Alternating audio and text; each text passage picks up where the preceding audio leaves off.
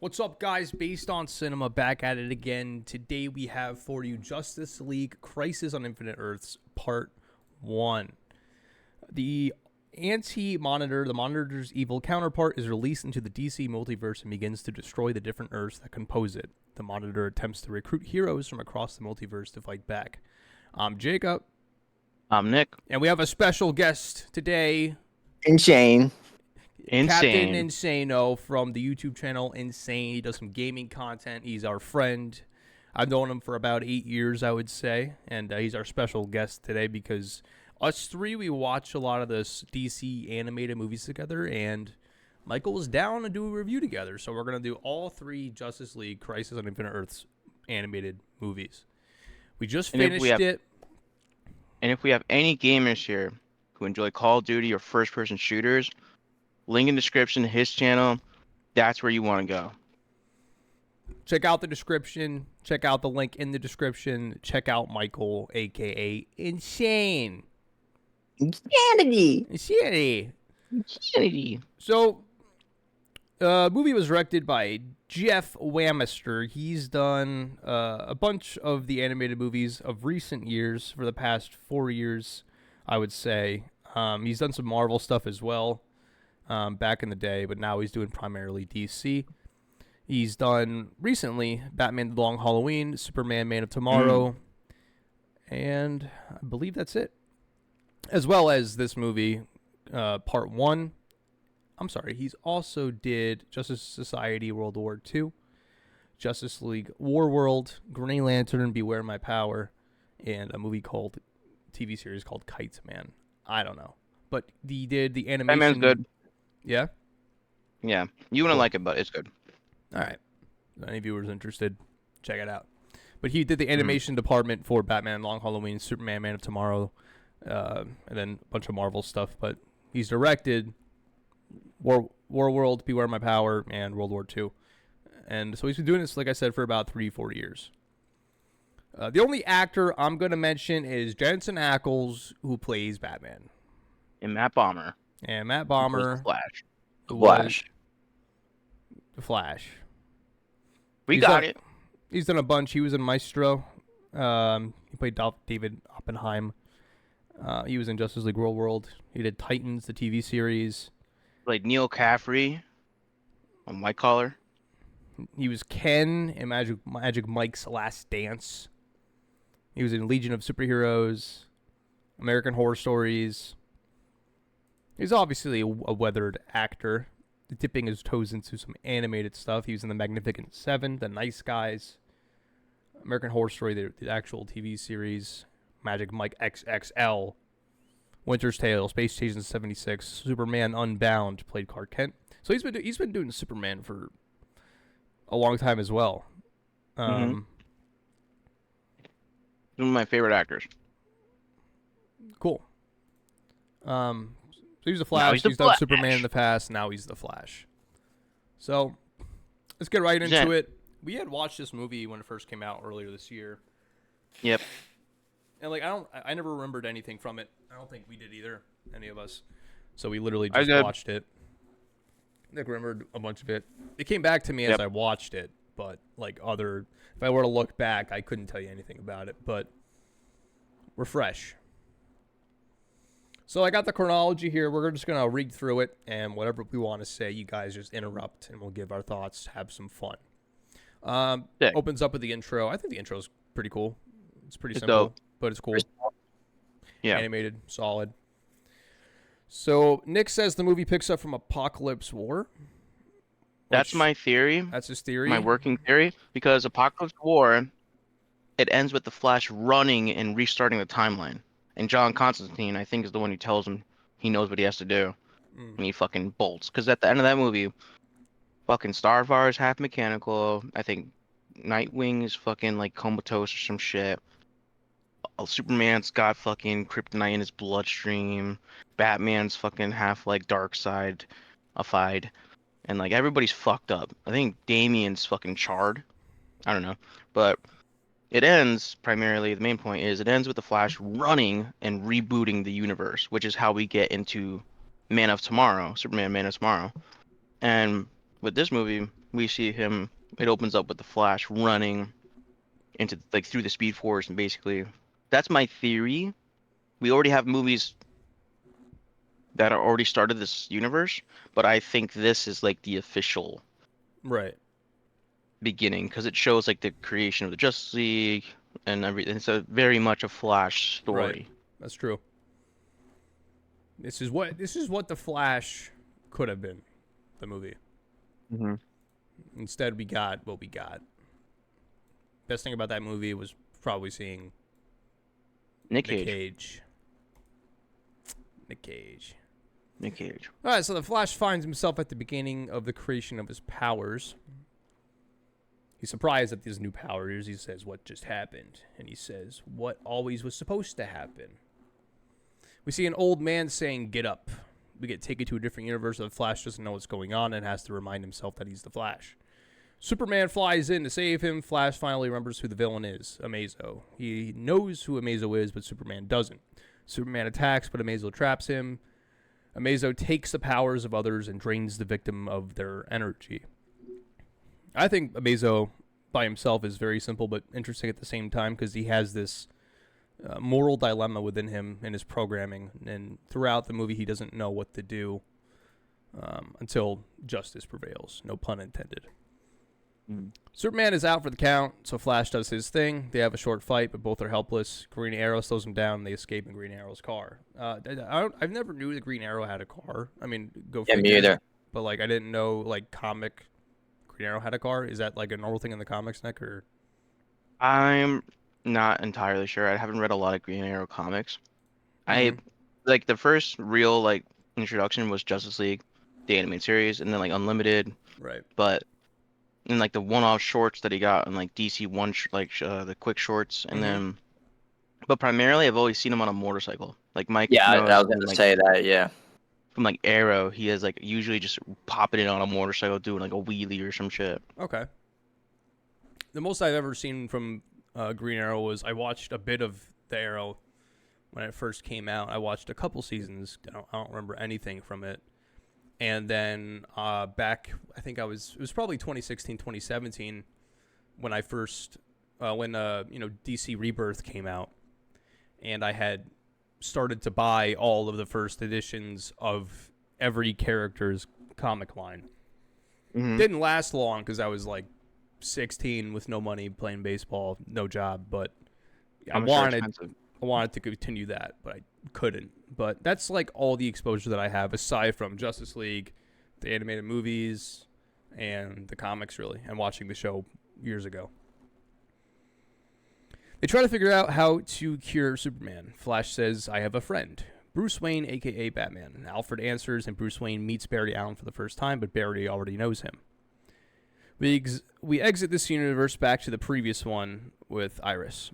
He encounters the same man from before who tells him all the worlds are ending. He grabs Barry's head as he travels in time. It's timelines. Different timelines. And, I remember the first time I watched this movie, I couldn't really keep track of what was going on, but now I have a better timeline on my head with what's going on. So I will correct myself, and if I mess it up, please correct me. Yeah, majority of it is just one timeline.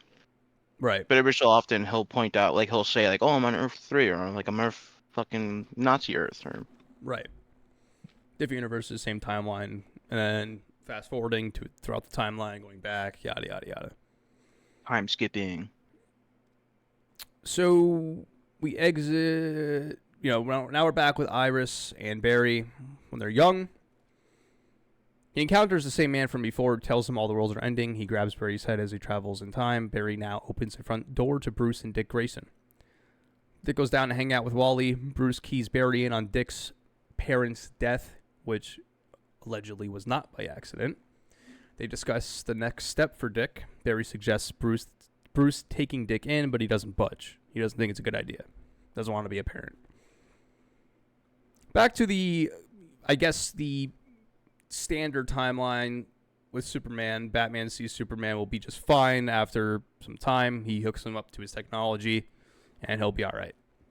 Bruce shows Green Arrow his tech, where he identifies. He's like, "Oh, you know who I am?" And he's like, That's he still like the past, yeah. gets a screenshot of Green Arrow in like an alleyway, and his computer just literally tells you who he is. Yeah. The Amazo storyline is in the past, along with like him meeting Iris. Yeah. The current timeline is everything on the ship. Right. Starting the Justice League is the past. The ship is the present. Amazo's in the past. Right. hmm Until he's not, but we'll get there. All right. He comes to the conclusion that destroying Amazo will be a challenge. The old dude, who we identify as an old dude, a homeless dude from the beginning, was reported. I'm sorry, this is the doctor who was from the beginning with Amazo, and he was reported missing weeks ago. He's dying. He himself is an expert on robotics and AI. Dr. Ivo. Dr. Ivo, thank you.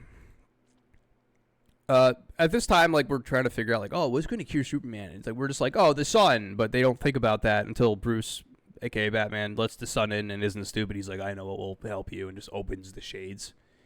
Mm-hmm. I'm glad that happened, because it would be really stupid if they don't even let sun in on Superman. I would be aggravated by that. Different universe. Yep. First conversation occurs about a superhero team. Flash has seen it in a different universe. Bruce and Green Arrow think it's a bad idea, but Bruce knows it must be done. He insinuates they need more team members. So the four of them approach Vixen, Martian Manhunter, and Green Lantern.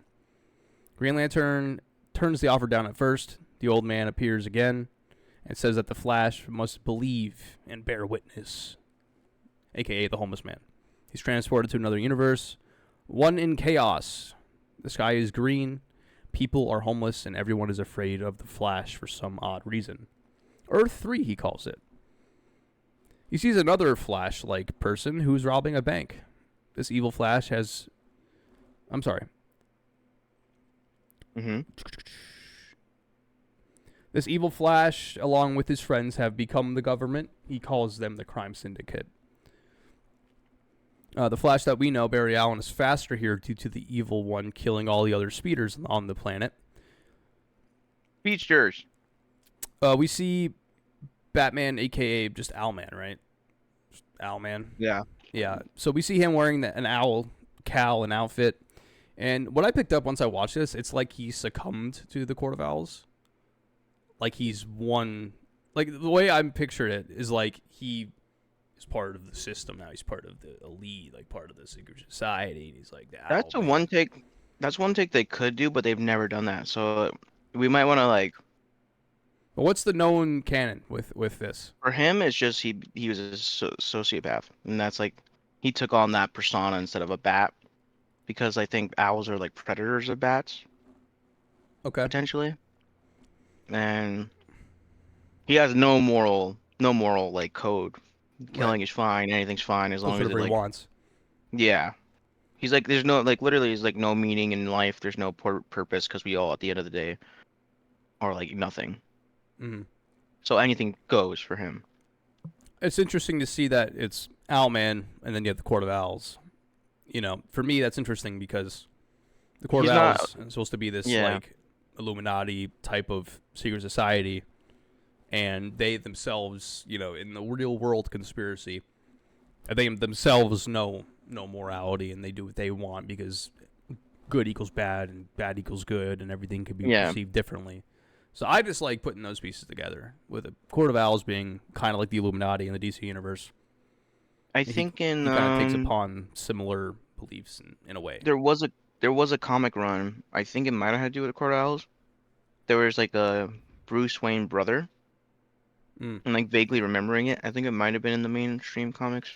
The main canon. What you're talking about. But Bruce did have to fight someone who essentially was like an owl man. Yeah. But I'm not sure.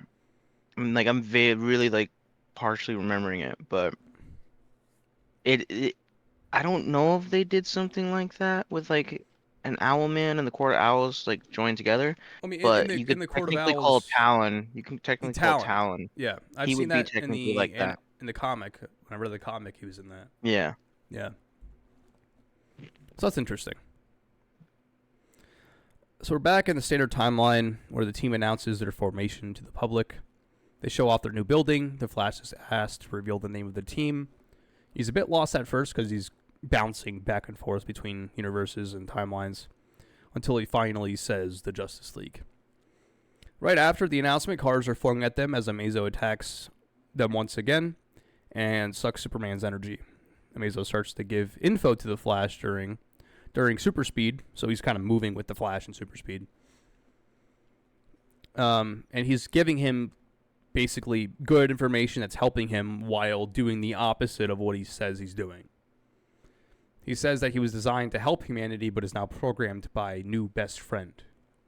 He grabs Vixen and Martian Manhunter, getting their powers. The new best friend appears in his suit, Lex Luthor. He tells Amazo to kill Superman, but he hesitates, and Batman saves him. Only Batman and Flash and Green Arrow are left with energy. Batman initiates his ship from Watchtower. He plans to bomb the area with Flash clearing the area. Flash realizes Amazo is confused, runs to do something, but he arrives to another Watchtower-like structure in another universe with different Earths all around. The crime syndicate approaches him, and he explains his situation. Superwoman, uses her lasso of submission to get the truth, but finds he's already telling the truth about his journey thus far. Wait up. I got zoned out. Did you say he arrived on that ship in another universe? You know thing? On Earth 3. There are 3 Watchtower. No, that's wrong. Where are they? So he goes there, he sees all the multiverse, and then he gets transported again into Earth 3, because that's not on Earth 3, that's outside of the multiverse. Okay, thank you. It's like in a void, like a bubble. So we find out Lex is a hero in this world, but they killed him and took his head as a trophy. Literally like a animal that they stuffed. But it's Lex. That was wild. Yeah. Flash unintentionally gives the group a challenge, and essentially they want to go into the original universe where he's from and take over that world too. They clearly are bored and miserable because they're bored and they've already established dominance over this Earth, and now they want another challenge. This is exciting to them. The homeless man appears once again and stops Superwoman. It's John Constantine. He stops them in their tracks. He shows them the end of the universes himself and just basically gives them a reality check. We're back at the standard timeline where Barry is having his wedding. It's not happening yet, but they're preparing for the wedding. He goes to talk to Iris to tell her about the Flash, just to tell her what's going on. He tells her something is going to happen on the wedding day, but before he says what's going on, he's transported to one, basically transported. I don't know if it's the same universe or a different timeline, but he's with Amazo. Same universe. And he finds the old doctor. What was his name again? Ivo, who's held captive by Luthor. He shares that he has a condition that ages his body quickly. Lex encouraged him to use his skills to prolong human life, which leads to him making Amazo. Lex used a parasite creature from space to supercharge the immune system of regular people. They use it in Amazo so that Amazo can help save human life. It's confirmed that Lex reprogrammed the AI. Back with the crime syndicate, they watch as the world is struck by big lightning bolts. Buildings collapse, and the group goes to grab the building, seemingly trying to save people, but instead they push the building away, toppling it over, just trying to protect their statues, essentially. So they care more about their statues than human life. Mm-hmm. I thought that was humorous, but also despicable, but I like how they put that scene in there, just to show you the depravity of these people. That they're willing to save their own statues from destruction. And just say the polar opposite of our Earth 1 heroes. Polar opposite. They put themselves on a pedestal instead of putting, humanity on the pedestal. Mm-hmm. One of the buildings falls and crushes the statues. They fail, and they're ticked. Constantine states the world can't be saved, and says that his punishment is to go to the worlds that are going to die to warn people. Allegedly, his punishment was so long ago he can't even remember what he's being punished for. but allegedly Flash shares the same crime. Back to battling Amazo and Luthor. Batman's bombs are ready, but the ship is taken down by Luthor. He tells Amazo to drain them all. Amazo hesitates but begins. He states his primary function is to help people after Manhunter asks. Ivo is dropped off by the Flash, who tries to tell Amazo to stop. He tells Amazo that Lex lied to them both. He then tells Amazo just to kill them all. But Batman makes Lex go flying. He just kind of ties him up, puts rockets on his back, and goes. Whew. Amazo tells Ivo that he can't override Lex, but Ivo overrides Lex by telling Amazo to transfer meta energy into Ivo, which was his core function. Ivo dies from this, which I think he knew probably was going to happen. Yeah. Amazo says this is unacceptable due to everything going to plan. The gears are turning in his head. He's like, what's going on? This is supposed to work and save him, but it did not. It did the opposite. Literal gears. Lex is back and tries to manipulate Amazo. Batman makes Amazo realize that Lex gave Ivo the disease that he has, and he destroys Lex's suit. So Amazo just realizes that this was all in Lex's plan. He gave him the disease, and he inspired him to make Amazo in order to save and prolong human life. He was built on a lie. Was built on a lie, but was to take power from others and to destroy others. So Amazo goes ham on Lex, destroys his suit. He's gonna kill him because he reaps revenge due to Lex going against his primary function. Flash tries to sway Amazo from not doing it. He complies and doesn't kill him. He gives back the League their energy and powers back. Amazo is upset and powers down while holding Ivo. Lex is arrested and taken away, as well as his suit. Batman says that the League is essentially that their strength and different point of views, as well as teamwork, is essential, and they should just say screw it and agree to be in the League from now on. They already bought the building. So now Barry and Ivy are old. We're kind of taken into the future. Barry and what? Iris. Here we go. Let's go. So now where it's like, what's happening? Because I remember the first time I was watching this, I just had no idea what was going on, and we find out later that this is the future, but we don't know that This right is now. the current time. Technically, time it's like period. the current time. Yeah. Yeah. The outside world is moving in slow motion, but their house is normal speed. Decades have gone by since they first met.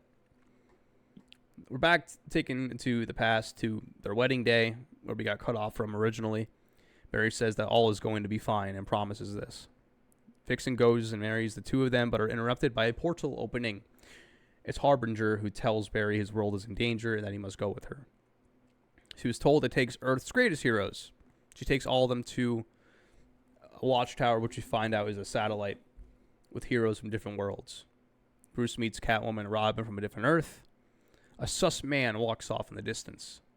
Harbinger shows a fabricator who makes suits of any kind for anyone. I thought this was sick. I think anybody who likes comics would love to just try that machine out. Oh, yeah. Sus dude goes to the fabricator and gets a suit. He seems bad. A monitor shows up, and he is a rare and ancient race. He's collected everyone, broken sacred vows in order to save reality. He shows them the multiverse and the antimatter wave that will eat every world and every reality. Realities have been wiped from existence, and he wants them all to team up to stop it. We get taken back to the current time with old Barry and Ivy, and they're even older now. Iris, sorry. They're even older now, and he suits up. He shoots his suit from his ring, and it's not working like it used to. Little adult joke there. We're taken back to Earth 3. The crime syndicate tries to make a plan. The antimatter wave approaches. Flash asks what's the plan is. Ultraman says he's going to punch the wave and break it. So, the Lantern, Superwoman, Ultraman, and the Speedster go and approach it. Owlman flies with his ship. Lantern sets off walls to block it, but is destroyed.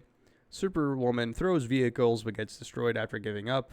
Owlman tries to shoot missiles to no prevail and self-destructs, and the Speedster tries to run away.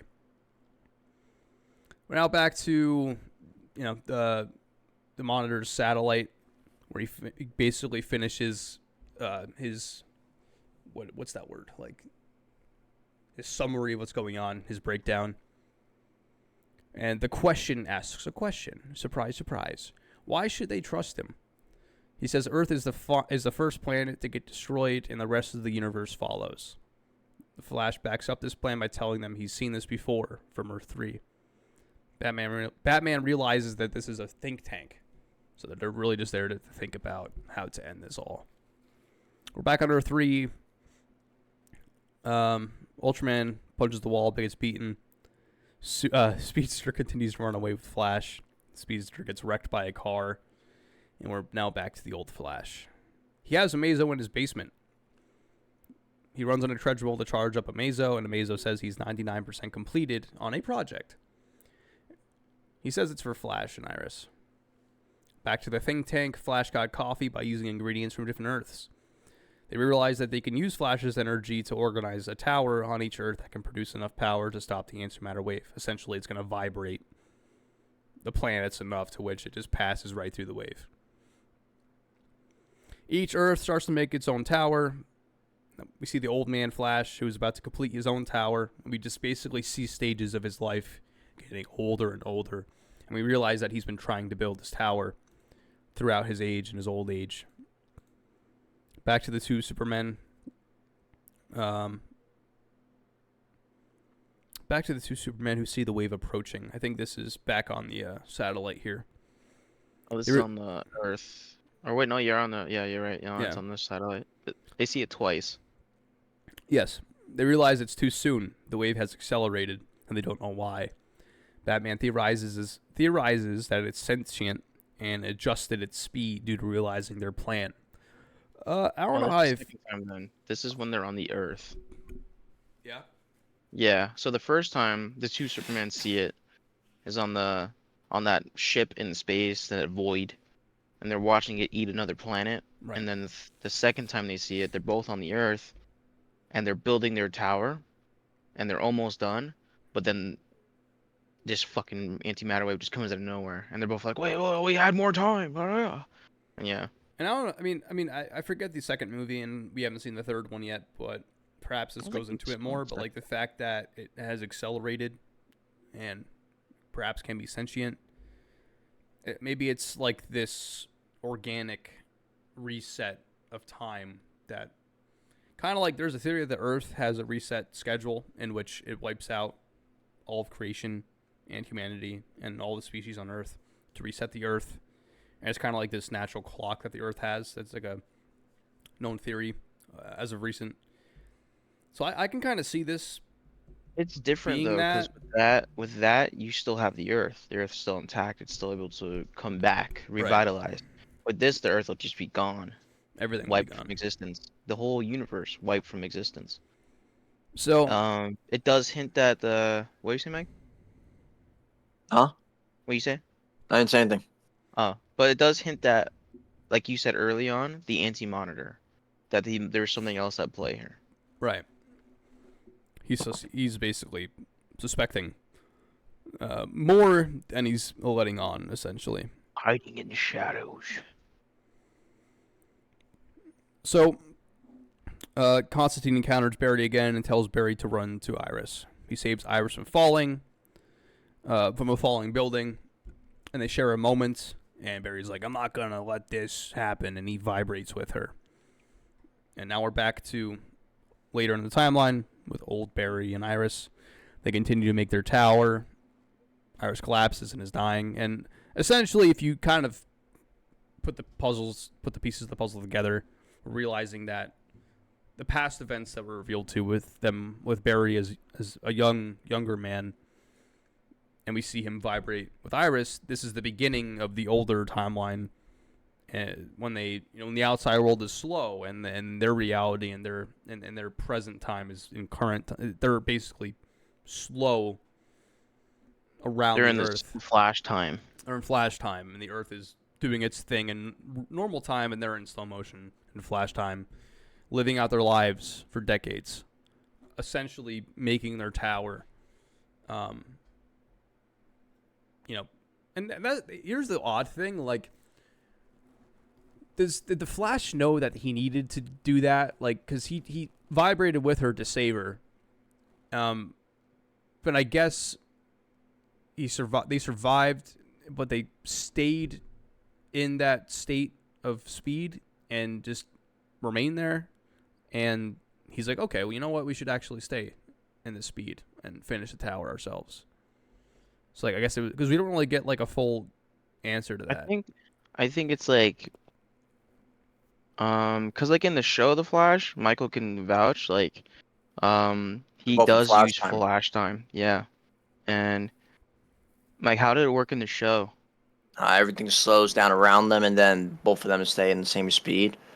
So that's why they were able to build the tower, because they were even though they were in Flash time, everything was slow motion. So they were able to build it by the time they were still alive. But it took a toll on their age. Right. Mm-hmm. I guess what I'm saying is, the building was going to fall. He hugs her, and then they vibrate, and that's all that we know from like the beginning of their journey within speed time, like the Flash fast time. time, the flash time. Like, we don't get a definitive moment where he's like, if we stay in this speed, then we could build the tower. We're just kind of giving it throughout the movie. There's not like a definitive part. I like that though, because it's not like they're not taking that moment to be like, oh, our audience is kind of stupid. Let's just be like, yo, Iris, why don't we stay like this and build this? It just shows you that they're like, we're like in a moment of time. Mm-hmm. We're stuck in one moment of time right now. That wave is gonna hit any moment. Let's just Live. do as much as we possibly can, live our lives, and do as much as we can to prevent this before we're we're gone and like like this moment is over. So it's like he takes initiative with Iris. They both take that initiative together as a team Right. and construct the whole thing and then work with Amazo to make it so that they can get everything done. What does leave me at like a little bit of like a plot hole is if they were doing that on one Earth only, how did the other like towers on the other planets or the other universes Power get up. built get built as fast? Maybe there's only That's one my tower that had to be finished. no, because they had to build one on every single tower. So that's what I'm like. How does Perhaps it took the one powering of the one on the one planet to power the rest, which doesn't make all that sense either. But like Nick is saying, like the other every tower besides Old Flash, that world Mhm. is unfinished. Yeah.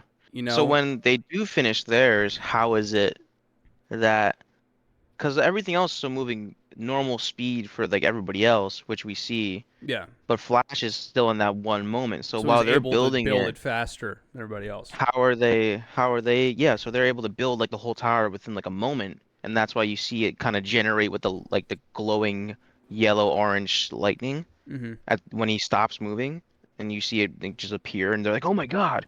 Like on the other universes, how is it possible for them to have finished the towers that fast?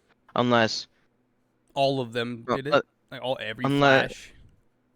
no, the only thing I could think of is that the antimatter wave was only affecting that one Earth with the main tower with the flash on it, and it Mm-hmm. wasn't affecting the other ones, and that's why they were able to build it as fast like as they did. Like that. Like Earth 1 would be hit first, and the other Earths would Yeah, follow. yeah. Because they did say like if once Earth just gets destroyed, all the other planets follows. So perhaps Yeah, and they it's only one wave. It's like one yeah, because specific. It's one wave. it hits Earth 3 first. Well, that's the thing. Like Earth 3 gets wrecked, Yeah, and then Earth 3 gets shit on. they commence the building.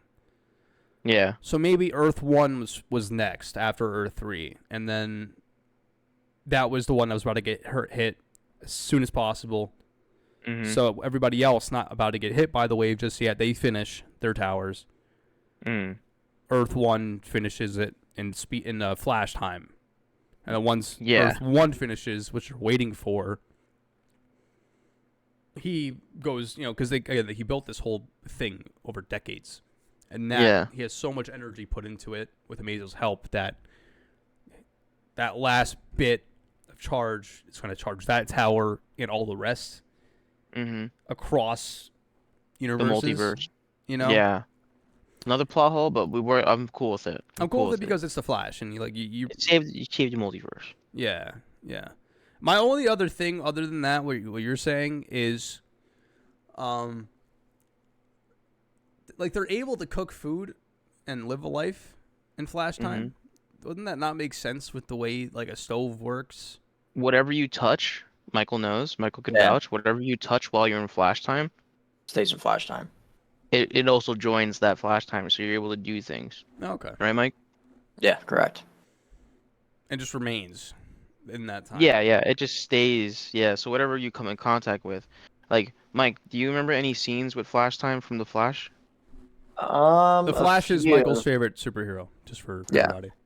I mean, there was multiple moments where, specifically, I know one episode where he was touching different characters in the show, trying to figure out to defuse a bomb. So the moment he stopped touching that item, it went out of Flash time.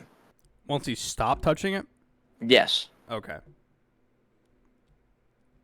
But it could be different, because... You know what I'm talking about with the nuclear bomb going off? He was touching I know what every you're talking about. person. Yeah. Yeah, and he's able to like go like this and like touch somebody and then share it and let go, Yeah. so they can also be in it. Right. So he can let go of an item and like let it do that thing. But like Mike said, for that specific, he was like drained a little bit, so he couldn't use it a shit ton in that episode. But it was really sick episode. Okay. All right. Good info. Thank you, Michael. Thank you, Nick. I appreciate it. What we do. All right. So, like I said, this is the moment we see them both vibrate, and they're taken into Flash time for the first time. So now we're back to the ends of the. We're basically taken back to like the present time where they're oldest that they are, and they're essentially about to finish the tower. Iris collapses and is dying. It's pretty much, she has like a heart attack, it seems like. Old Barry finishes the tower. Amazo tells Flash to go back to normal time to give Amazo one last charge. Amazo is going to finish his mission to prolong human life. It's like Star Wars where, he completed the destiny. Yeah. The tower is charged. Amazo does his thing. All the other towers charge as well. The planets vibrate. The wave passes right through. It was a success. And then we see the Spectre show for the first time and talks with, what's his name again? The Monitor. The Monitor, thank you. They basically have a conversation, and could you remember how it went? Basically saying he did something he didn't expect him to do, which was have hope. And to have hope means to have faith. And the Monitor just kind of like scoffs at him. But also is like, yes, I did have hope. I did choose to have hope. And then so there's history between the two. Yeah, they have a history. They didn't go into depth on it, but they do have a history. More for the newer movies. Hell yeah. Old Barry notices Amazo is gone. He was destroyed in the charge. Spectre tells Barry Amazo knew that he did good. Spectre says that he's the wrath of God. He tells Flash he's partially responsible for the events that occurred, which is kind of like what Constantine addressed as well. And that ties into my working theory of the end of Apocalypse War. Right. Where Constantine's like, you know what you need to do, and then Flash is right. And everything they're saying is it happened at the beginning. Mm-hmm. And what does Flash do when he creates new? Big bang. Hmm. But yeah. The Spectre tells him the Speed Force will help him. So he basically gets taken into the Speed Force and taken back to the beginning of the movie, where we see Barry from the beginning of the movie where he just got his powers the first time. He's like, oh my god. Full circle. Oh. Old Barry tells a man in another time to go back before the beginning. He basically, now he's taken back into like the beginning of civilization. Right? Battle World. Battle World. Thank you. You guys know more than I do. So the man right. that he speaks to go back, Nice. is that like the Flash in like another world, another universe, or like, The guy, the guy who's the guy and the scientist, the scientist. Well, I mean, they didn't look like scientists. They were in like Oh, the rogue. guy chained up on the. That was Yeah. Batman chained up. That was Was Batman. Batman chained up? On Battle World, he was chained up to some other dude, and then throughout that he becomes Batman, but like Warrior Batman. Okay. Mike, I think that's one of our HRO cards.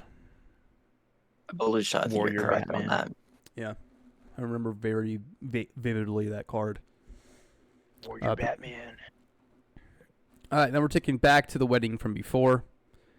Back right when she takes them to the satellite. Barry gives a proposition to Harbinger, and we see the wedding and reception continue. It's not said here or shown here, but I think they're in flash time in the wedding. No, I think it's just like a memory, like slow-mo memory. Yeah, kind of I thing believe going it on. was memory. I think it's just like a. It's like, hey, like memory let one. us do the wedding, and then we'll go. Like we have everybody you need. Just chill. Just relax. Let's just do this. Yeah. And she was like, "Is this the thing?" Like, yeah, this is the thing, but everything's fine. Like, Iris, she's like, "Is this what you were trying to refer to before?" He's like, "Yeah, this is it. Just let it ride out." Oh yeah, he's like, oh yeah, this is what I meant. She's like, you don't say. Yeah. I'm fucking like, super chill, dude. This Iris, no shade to the actress who plays Iris on the show. On the CW Flash show, which is now over sadly, but this version of Iris is probably my favorite.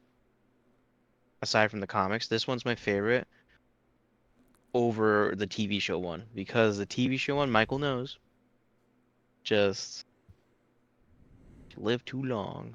Yeah, but yeah, if you watch the show, you know what I mean. What do you mean, Mike, Michael? what do you?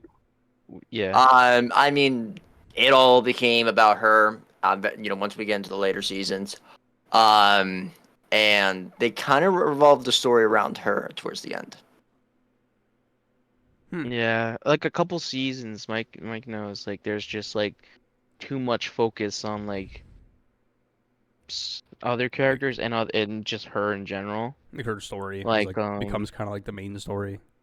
yeah, there was a moment where I literally looked at Mike during this movie and I was like, "We are the Flash," and I thought he would get that right away, but he was like, "Yeah," I was like, "You know what? Fuck yeah!" But it's basically a reference to a scene where Barry and Iris are talking. He's like, "I'm the Flash," and like I can't beat him. She's like, "No, we are the Flash," and it's like that was like that scene. Mike Yeah, that's where it just went downhill at that point.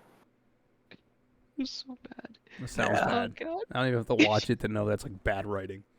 So back on the satellite, everybody develops a headache and feels weird. Not everybody, but a lot of people.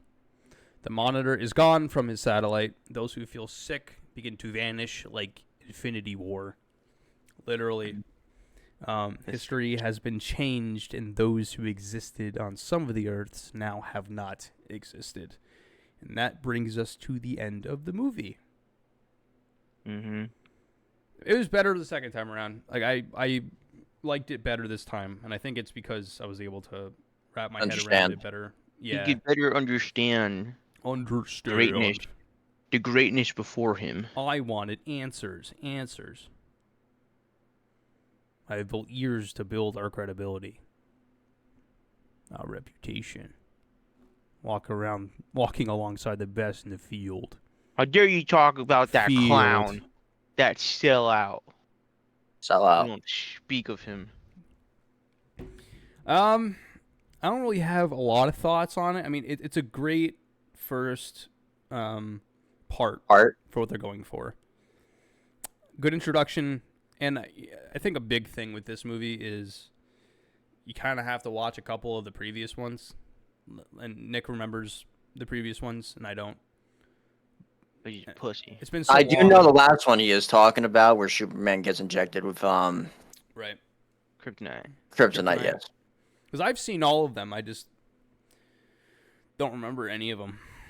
Besides maybe a couple of them, but it's just based. You know, like I could remember so many movies, but I don't know, something about the animated movies it doesn't stick. The culture just doesn't stick to him. The culture just washes away. The cartoons, yeah, the cartoons. Their culture. The greatest Batman was a cartoon. Yeah, ever live. I want to say Superman though, but Right. Batman. Possibly He was Superman. good Okay, though. no, but I would say I really loved the storytelling. It wasn't linear. It was kind of like it Chopped was up. non-linear storytelling. So you had a kind of it was a little bit of a puzzle that you had to piece together, but it was a fun time like seeing like, oh wait, this connects to that, that's how this connects there. But everything connected overall to the final outcome of the movie and to the present timeline at the end, which is like the old Flash basically being like told you're at fault for this shit, man. This is partially your doing. Mm-hmm. Um I'm still getting used to the character designs of this universe. Not the biggest fan of all of them, Right. but I like the storytelling. I like the choices of the actors. I like the characters and why they do what they do and what they're doing Yeah, they're well rounded. and their decisions that they make. It feels very in tune to what I believe the characters are. Um, but yeah, I had a great. I think it's a great time. I think it's you do obviously need to know like a little bit of the history of like the at least um the last version of these characters, which was I think it was the new 52 version of them. You do have to have an idea of that storyline to get understand what this one is. Which could be troublesome to new people looking to Who watch these just movies for the first time. yeah, who just jump into these like right off the gate. Um, but aside from that, I thought it was good. Thought it was a fun time. I'd give it. I would let you know when I give it. But Mike, what do you think? What are your It was. thoughts? I think it was a pretty solid movie. Storyline was good. I have to agree with you there. I personally like the animation. Okay, Obviously, there's people that might not like the animation, but I think it was pretty solid overall. sick. I'm pretty. What was your I'm, favorite I'm moment? pretty in the middle. Yeah, Mike. What's your like favorite and least favorite part? Probably when they decided they were gonna punch the wall. Little bit interesting. That could be like the favorite and the least favorite at the same time because you see like the Yeah. evil Justice League destroy themselves out of their pride and cockiness, but Yeah, also Yeah. they were more worried about their trophies. their statues. Yeah, Yeah. literally, just What goes to was show your how self-centered they are. was that your favorite part too, Jacob? Your favorite, least favorite? Um, I wouldn't call that a least favorite part because you could because it's like a slap. It's like slap face. It's like, Yeah. but it could also be a favorite part because you watch the demise of themselves doing it to themselves due to their pride and Mm. their cockiness and they go, this is light work. I'll just punch it and destroy it. So it's like Yeah. you're seeing these evil people destroy themselves, which is it's almost more satisfying than being defeated by heroes because Yeah. they're their own demise and it shows how stupid they really are versus Yeah. being somebody like Lex where you're hyper intelligent and you have to be defeated versus these guys who just have a lot of power and they defeat themselves because they're too consumed by their power. So Yeah. it could be like, it could be like a favorite or a least favorite.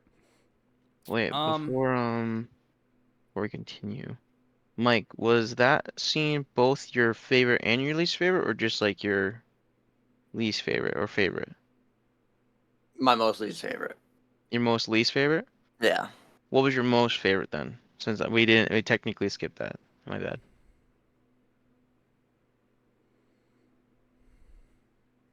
Probably when Maisel and Barry were able to get it all running.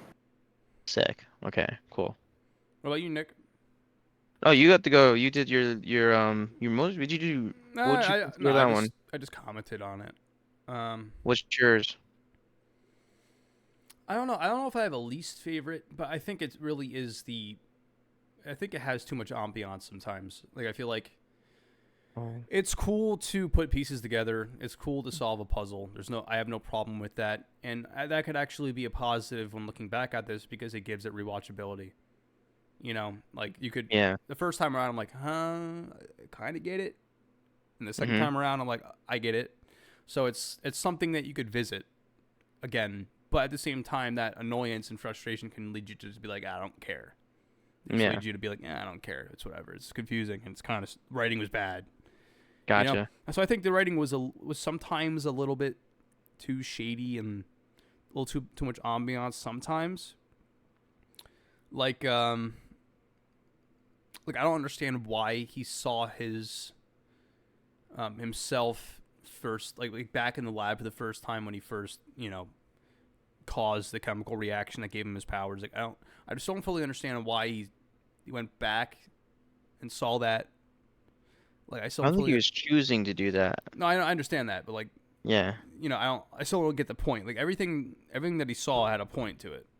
Because I think in terms of like the whole like this happened at the beginning, like, and that's kind of like a something that's repeated over the film. When he That could first got be like powers. the beginning of when he became the Flash, and like he took on that responsibility without even knowing that like you could change the course of time.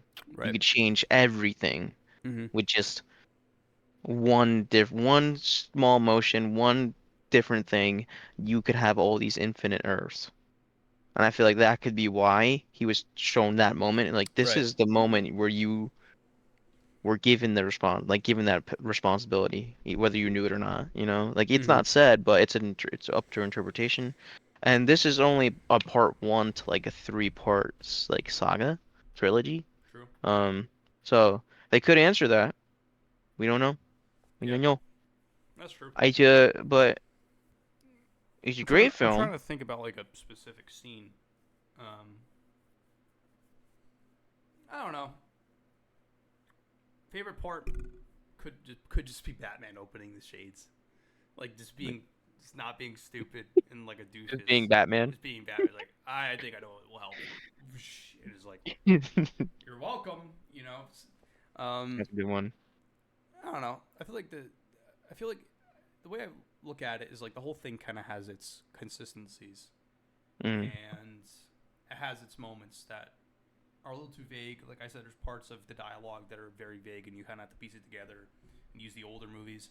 So I think that was probably my least favorite part, is the aspects of it, the parts in which are callbacks to previous ones, and it forces you as a viewer, whether you're new to these movies or you're seen all of them. What part specifically, though?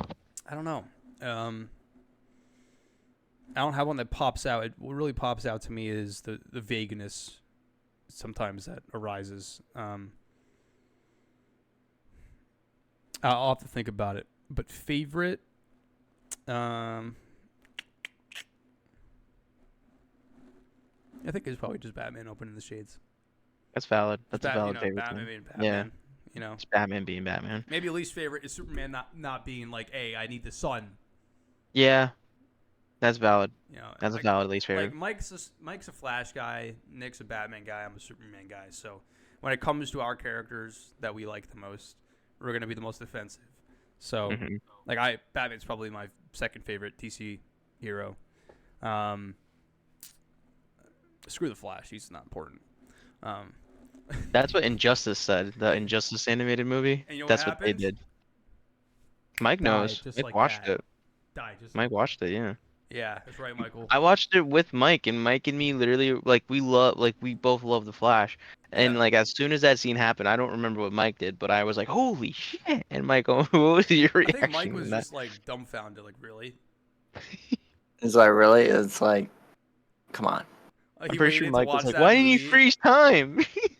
He waited. Not even 20 minutes into the movie, and he's dead. It was like 5-10 minutes in. Yeah, dude, it's super, super quick. It was insane. Fastest man alive can't get out of that situation. That was ridiculous. Yeah. Face through the wall. Face through anything at that point. Face through the planet.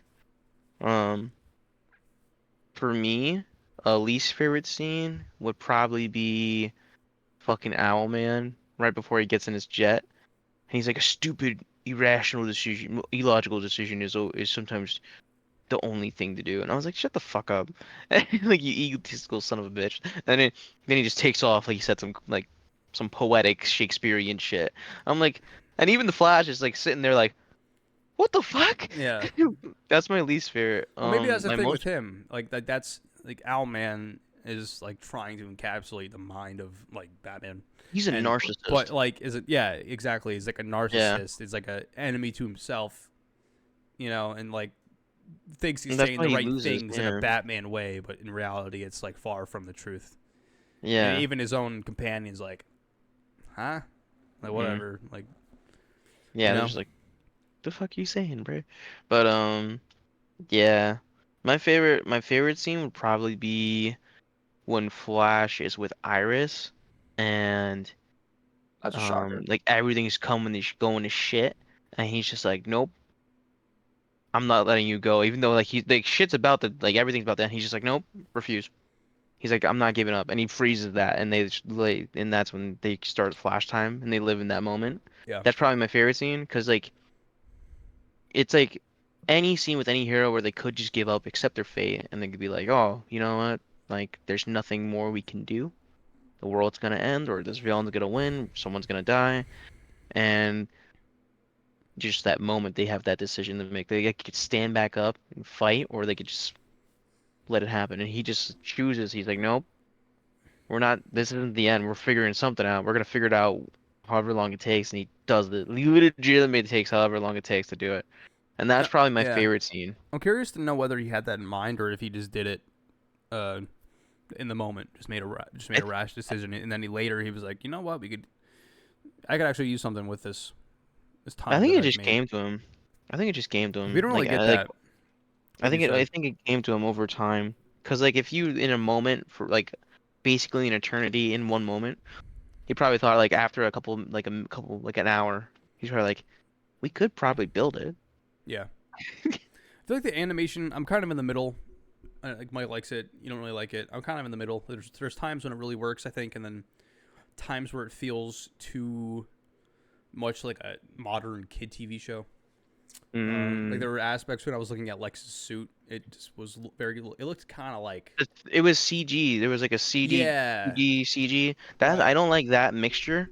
Yeah, I feel like if you're gonna just give me do drawings or something. Like one or do the other. yeah, That's how I feel too. Um, it's like the I feel background was drawn and then like the rope, like the suit was CG, yeah. and it kind of I felt like don't. a sore thumb.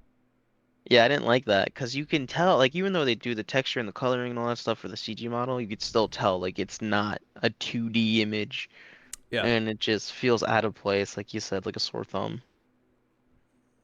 you're gonna have like odd things like if like there's a moment when like Superman backs away from the pedestal and his back like walking backward looked weird, but I feel like it doesn't Oh, because matter. he'd have the S on his back. No, he was just walking backwards, like giving room for the Flash, like something stupid. Like Mm, I'm saying something very particular that I gotcha. I got. The only point of me saying this is like some of the movements were just felt They a just little off. they didn't draw all the frames for that one Yeah, second. that's They're what I'm just like, oh, saying. let's put like one or two or three, 4 frames, then we're good. Yeah. Yeah, it's kind of choppy. You know what it reminded me of? It reminded me of how it should have ended. Mm, The I see what you're saying, like the little, like the way they hot like kind of move up and down. yeah, Yeah. because that's all digitally animated. There's no like frames. They can technically do frames per second, but they just do it like yeah. Um, Yes, I Superman. I Double like jeopardy. the animation to a degree. I like the animation to a degree. The only thing I don't like is the character designs 110%. I see that. Like Even Superman is like I understand they're going for like a younger look, but it's kind of flat. yeah, like when you saw the older Superman Yeah. in the classic suit, you're Hmm. like, dude, that's Superman. You're like, that's the dude. That he's him. And then but like the Flash, like his mask, the way it like lands on his face, like when he's younger, it's above his nose. But when he's older, it covers his nose. And the thing that bothered me about that is because he's Barry Allen, his nose is, I think, primarily always shown in his version of the suit. It only gets covered when it's Wally who becomes the Flash, Wally Hmm. West. So when he becomes the Flash, his suit covers his nose in the comics. So that's what kind of like I was sitting there like sitting and I was just like, ugh. Hmm. It's a little thing, it's a nitpicky thing, but it's like, dude, come on. And then I'm also not a Yeah. huge fan of like the lightning bolt on the belt. Cause I think I'm used to having like the belt be like either just entirely a lightning bolt, like all over, or like in the Flash TV show how it's just like a Like not Yeah. as continuous, but like it's like Pattern. symmetrical, and you could tell it's like it looks like a belt. So I'm not a huge fan of the designs. Like Superman suit, I don't like the S on the belt. I Batman was wish he had fine. the yellow S on his back if they're Yeah, gonna do that. you need the yellow S. I think that's just it's such hmm like a cherry on top to his suit. And then Batman, Batman, you can't go wrong with Batman. But You could. yeah, bro, you could go wrong with Batman. What's that one? The Batman. Batman You know, Ninja. we don't talk about that. I Don't talk about I remember watching that. It's like it just kept progressing into something entirely different than I thought it was gonna be, and then like mechs, it was like Power Rangers. It's like go, Mr. Batman. With giant Megazord. I was like, what the fuck? Yeah, literally, it's like unify. If there was like two suits, I would say are like the best Flash suits. I'd say Rebirth Flash suit, which is technically kind of like the New 52, the original Flash suit from the comics, and Grant Gustin's final season Flash suit, are like my favorite suits of the Good suit. Flash. And that's like there's like a lot of versions, but like those are my top three, I think. I don't have an opinion because I don't know a lot of Flash content. But Well, whenever I man. have seen images from the show, I was never a fan of the suits. It just looked You too. I like the Co- first suit from season 1. Season co- 1, 2 was cool too. Yeah. A lot of But time you what? it just felt very costumey. Like whenever you see a DC, Like the costume. well, it's a suit. It's like Costume. it's not like Superman yeah. has a costume. Instead of it looking like a higher priced guy. Party City suit, you have like every suit that these superheroes wear. It looks like it's part of them.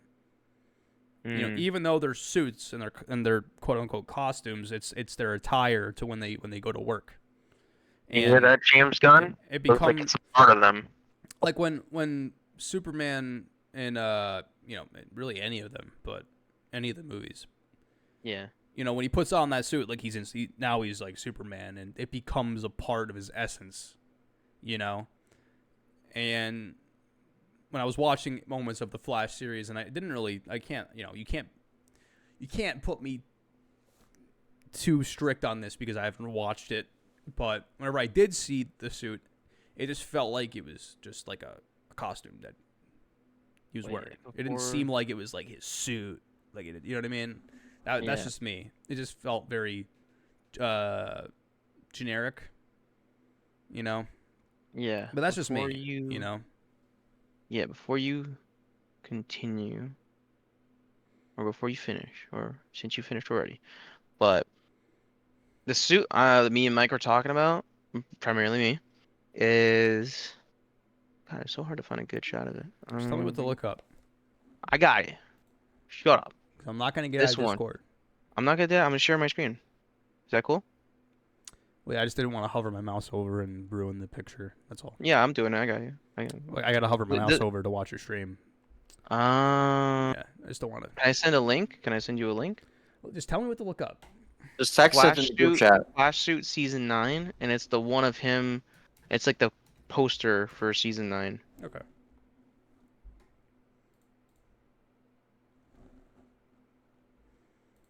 It's the one with him in the boots on it, like I kneeling got you. on Yeah, cement. I see it. That one is Gold my boots. favorite suit. That's probably the gold best one that boot I've suit. seen him wear for sure. And that's like his season 7 till I think 6 to 9. 6 to 9. Season 6 was a little rough though. They didn't have the neck figured out, but like those were like that's the suit my favorite suit of the live action Flashes. Looks pretty solid. I feel like his eyes. No. It's cool. The clear mesh on the head throws me off a little bit, but It's for texture. well, you don't need texture. But I get it. Can't make anybody happy these days, Michael. It's good to see that his suit gets better over time, which is reasonable. Yeah. Season 5 was rough.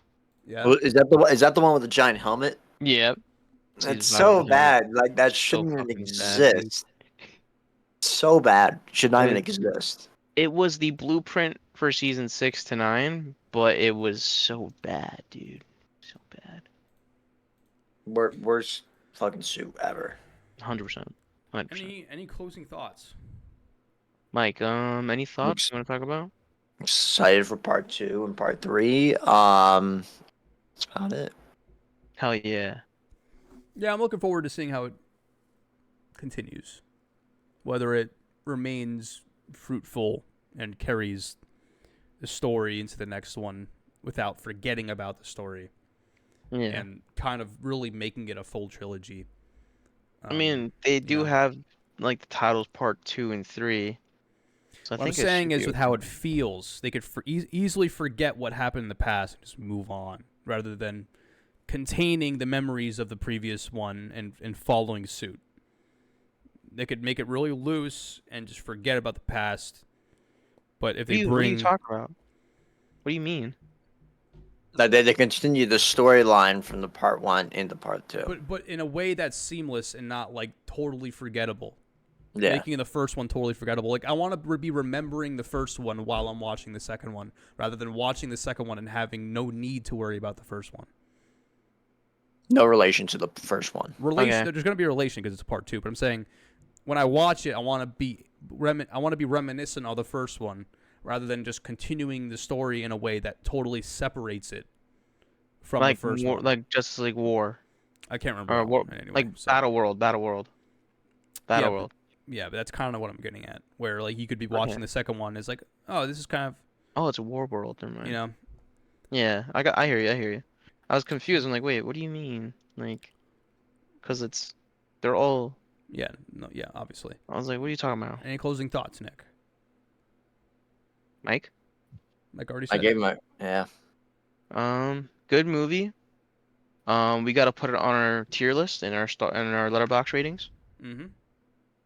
I'd recommend it to DC fans if they wanted to watch it. I do think it's a good entry into this universe. One of the more solid ones than the other ones. Right. In recent This years, jeez. this has been a rough era for the animated movies, but I think this trilogy might be the saving grace of it, even though it might be the finale of it. We'll see. But yeah. Mike, do you want to start off with your rating Out of in 5 like stars. letterbox rating? Out of 5 stars? what? Out of 5 stars? Yeah. 3. I Okay. Not agree. bad. Not bad. I'll give it a 3 as well. I'll Feels right. do. I'm gonna do a 3. A 3, yeah. 3? I almost gave it 3.5, but I'm gonna give it a 3. Yeah, I wouldn't give it a 3.5. I think it's not sufficient enough with all the things we talked about. Animation, suits, flow, ambiance, the way how vague the story is, and having to go back and rewatch it again to kind of get a better understanding. And that could just be me. You know, everybody has their own Yeah, experiences. I'm giving it a so 3.5 I'm gonna give it a 3.5. 3. because of the way it made me feel overall, Right. and just how the characters were portrayed and how they were done. I think it deserves that little bit. And it's like it feels like a genuine. It feels like I'm watching a comic. That's You know, cool. it feels like the characters are real. That's the way I There's- feel about like Like the there's stakes. Batman animated series. When I watch the Batman animated series, I feel like I'm transported into like that universe. Such a good show. You know, like whenever, even from the beginning of the titles, once it opens, it's like, no, I just feel immersed into that series. It's like a Hitchcockian. You know, I that is one of the Blu-ray completion sets that I want to have in my inventory. But Mhm. I'll give it a 3. If you're new to our channel, we have a tier system. We've been doing a lot of horror recently, so this is going to be one of our non-horrors. Mhm. We got bottom of the tier list. We got $5 bin. Sometimes you go to Best Buy, you go to 7-Eleven. There's just a bin of DVDs and Blu-rays, just like $5. Mhm. Above that, we have straight to on demand. Above that, we have bang for your buck. You pretty much got what you paid for. Above that, buy it on 4K. The movie was so solid that you're like, you know what? I would buy that on 4K and have it forever and watch it here and there.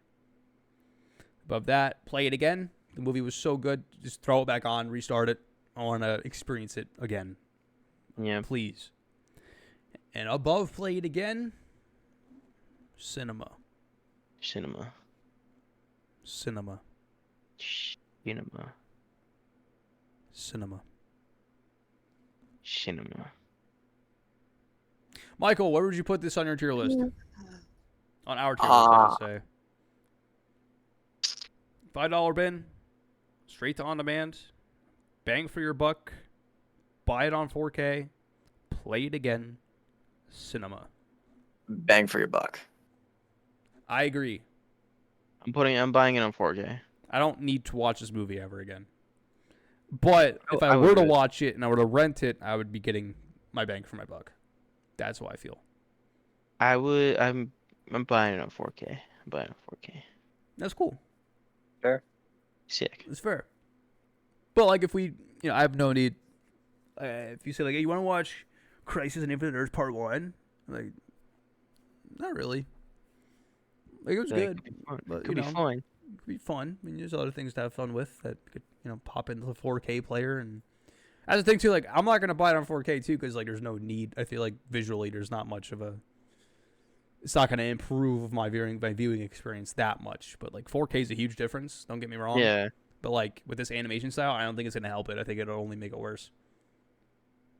It's debatable. So we'll buy it on 4K, and then we'll see. I'm buying 4K. I don't have 4K TV. I have a Bring it over. TCL. Bring it over. TLC. I don't know. Bring it over to the house. We'll watch it on mine. Bring it across you. So that's it for us for this episode. Like I said, this is part 1, and the following 2 weeks we're going to be recording the next 2, part 2 and part 3. Michael, thank you for joining us today. I hope you enjoyed yourself. I hope you had a good time. Thank you, Kane. Awesome. I hope you're looking forward to the next one and doing this again many other times whenever you want to. You're welcome. 100%. Except part Can 2. you close out the episode for us? I don't know the outro. Just do your outro. That suffices for me. Sure. Do it. All right, so that is it today, guys. Appreciate you guys tuning into this video of our breakdown of Crisis of Infinite Earths Part 1 with JJ, Jacob, and me. And yeah, we'll see you guys in the next one. Leave a like, subscribe, comment. Make sure you guys are sub to Based on Cinema, and we'll see you guys in the next one. Sub to Insane. It's been real. Sub to Insane. Sub to Insane. It's been real. Thanks, Mike, once again for being our special guest. We're looking forward to the next time you're on. Hell yeah. Peace. Peace. Peace.